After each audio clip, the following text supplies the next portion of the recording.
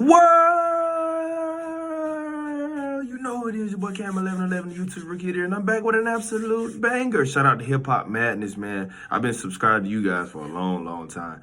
Absolutely banger video, I know it is. Kendrick Lamar is lost and confused. Make sure you like, share, subscribe. If you're new, let's jump right into it. How y'all doing? Happy Saturday.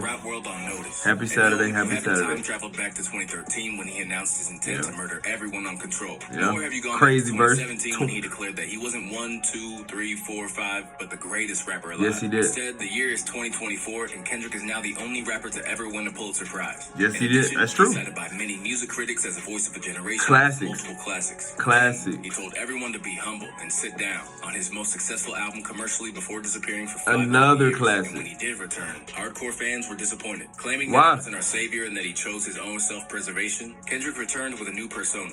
Gone was his ego, and gone was his desire for petty rap beats with the release of Mr. Morale and the Big Step. But let's really dive into that, though. Do y'all really think he chose self-preservation? Y'all let me know in the comments. Kendrick fans, stand up. I'm a new Kendrick fan. I'm not gonna lie. I've been misled.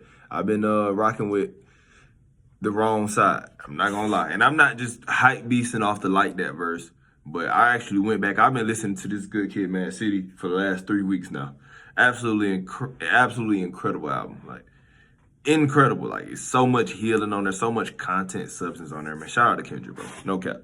I've been misled, bro. I'm wrong. Two members of the Big Three. I can admit I'm wrong. This has broken the internet and basically set a stage for a hip-hop civil war. Yes. We needed this competitive nature back. Remember, For sure. in the mid-2010s when everyone was just going at it and it was just super competitive. The genre was That's what it's alive and about. it was happening. I never thought I would see this again.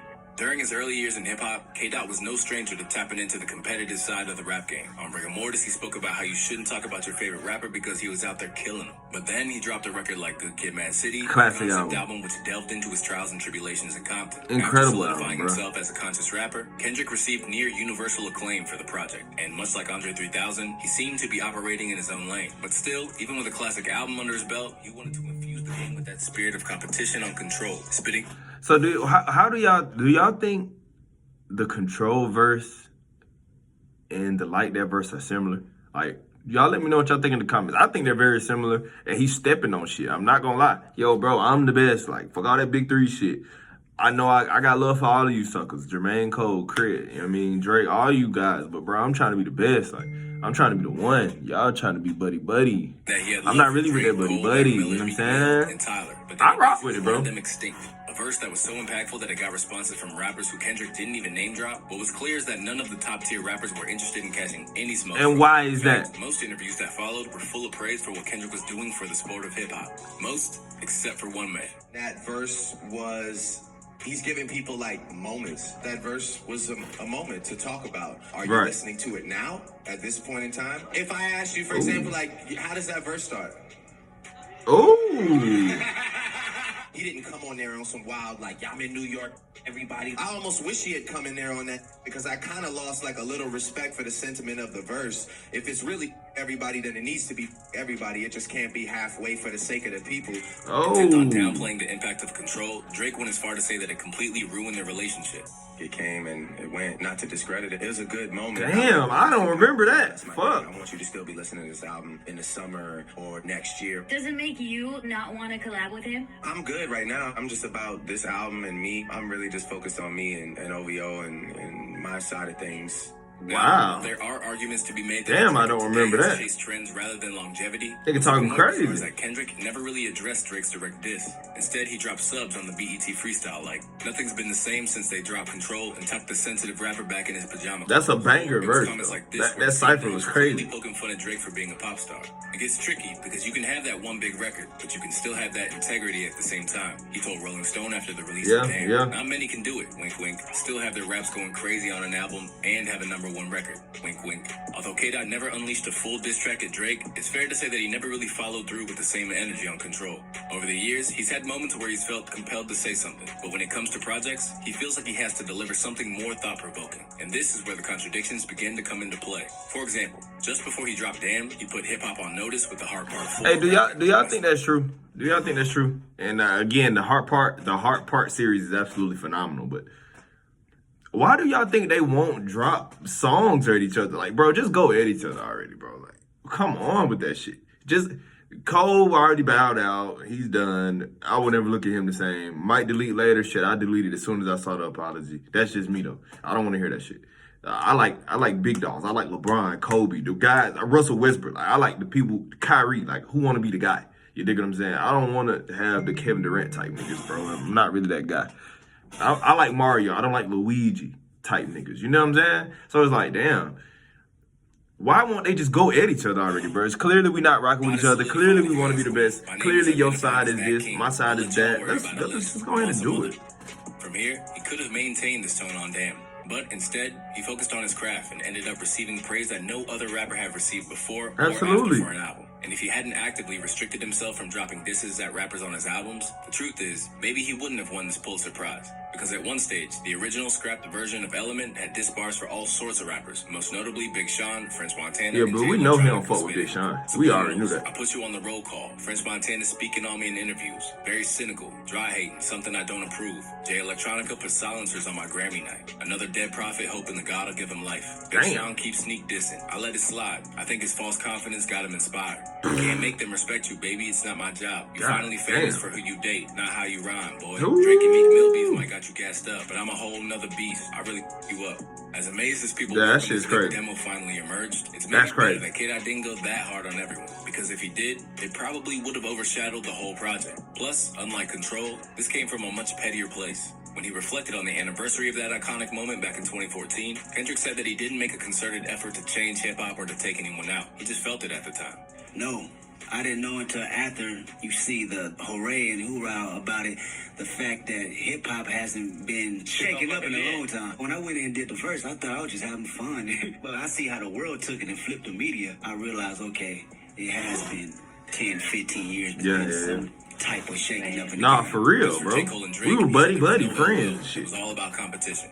Where are you at with a lot of the cats now, like the J. Coles of the world or Drakes of the world? Same place. It's all love. I think hip-hop is a sport, so you're going to have these little spits and spats. Personally, I respect these dudes as people. I think what the media tried to do is insane because they take these black young brothers and really try to clash it and make bump heads. That's PC. Sounded good in theory. It's hard to yeah, that's very PC. No caps. Calling Drake and J. Cole bums or saying the big three is just big me as friendly competition. That Kendrick verse wasn't anything that me and a friend did on records before. The Kendrick verse is not friendly. No, hell no. That nigga saying fuck you. It's hard to know where K-Dot's at when so many of his moves seem to completely contradict what he's done before. Prior to the release of Mr. Morale and the Big Steppers, yet again, there were hints that Kendrick was looking to come at everyone's necks. On Family Ties with his cousin Baby Keem, claimed that he was smoking on your top 5 tonight, smoking on what's his name tonight, before asking everyone to stop playing because he's that guy. And with that single line, anticipation for the album, plus his 5-year hiatus put hip-hop in a chokehold. But that in itself was confusing, because in interviews following the release of Damn, he seemed like he had already actively tried to kill his ego and set an example to his fans. My music challenges the way people think by making us all aware of our own ego and causing us all to reflect on how we can move our ego out of the way, he told Forbes. But see, I want to know, why is he going back and forth with that type of shit, though? Like, bro, just be the guy, bro. Yes, you gonna have flaws. Everybody have flaws, bro, but not everybody's him. That's a bar for y'all. That's a gem. Just be him. He who has flaws, he who is imperfect. You know what I'm saying? Or imperfect shit. Constantly in the studio and I'm giving you music. But to my friends and family who are close to me, I'm not giving them enough because my ego is all in the art and context of what I love to do. I never thought that having to balance both worlds would be such a challenge.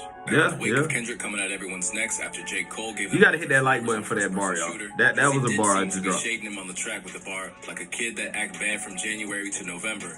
It's just you and Cole. In reference to the GOAT discussion, this wouldn't have caused any issues if K-Dot had dropped his ego in the way he said, or if he really was on a path of healing after Mr. Morale and the Big Steppers. An introspective look at that's a really good album. Operational and personal, K-Dot's 5th album was all about exercising demons, all the while proving that he wasn't the man to follow. Ending on a reflective song like Mirror, it really seemed like bars like I choose me, I'm sorry, meant that he was turning his back on hip-hop entirely, or at the very least, stepping away from all the drama and dissing. When I did this, it was kind of the marker and the growth of everything I've always wanted to say, he told W Magazine. I think that was really my purpose of writing my way out of things. You know what I think though, y'all? He was just growing. To 35. I'm not even the same person I was. He was growing as a man, as an artist, as a father, a brother. He was growing though. I can't fault a man for growing, bro. I can't do that. Pull-ups or whatever, but it's always that extra 5%. I'm like, what am I on today? What's going to be the evolution of myself today? In exercise and maturing and letting go of the dark aspects of his past, K-Dot acknowledged that this was a difficult process that didn't come naturally to him. But he was all about moving forward at this point. Yeah, that's what I'm saying. I'm growing, evolving, bro. That shit was 10 years ago. Drake, I was slightly confused. Guess I'm not as mature as I think. Got some healing to do. Acknowledging that he wasn't mature enough to bury beefs in the same way that they once seemed to, K-Dot was self-critical in the project and knew that his attitudes were outdated. One of my favorite lines in the album is where we say you really need to go to therapy. And I say, real don't go to therapy. Because that's how I feel. We grew up with it. Our parents don't know about that. Our grandparents don't know about that. That's true. That's true. Experience that you go through and you deal with it right then and there, or you don't never deal with it. That wasn't my forte when people mention it to me. I'm still stuck. My pops think you get therapy for to challenge myself to go to therapy. That's like a whole new step. No, for real. New generation. Growth. And that's all I was saying.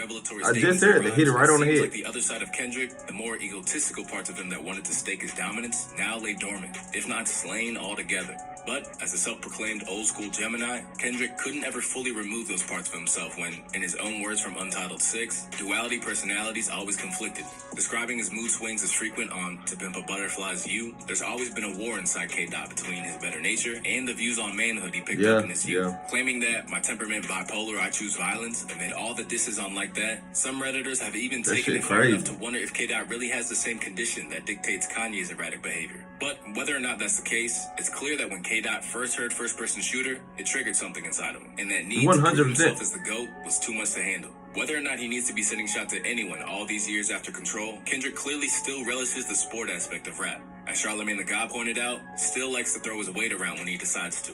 Everybody has made up their mind they don't want no smoke with Kendrick. So whenever Kendrick decides he wants to be a bully, he comes out and he bullies people. You really think it's like that? Absolutely. Absolutely. They're not frazzled because they're ducking the smoke. They acting like they don't see it.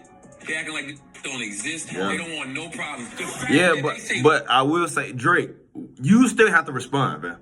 You, the family, you still have to respond, Drizzy. Drake, you have to, bro. We didn't forget about you, fam. Are you on the shot clock? No, but you still have to respond to this shit. I don't want to hear shit else but a response. Straight up. 12 years, he's the one.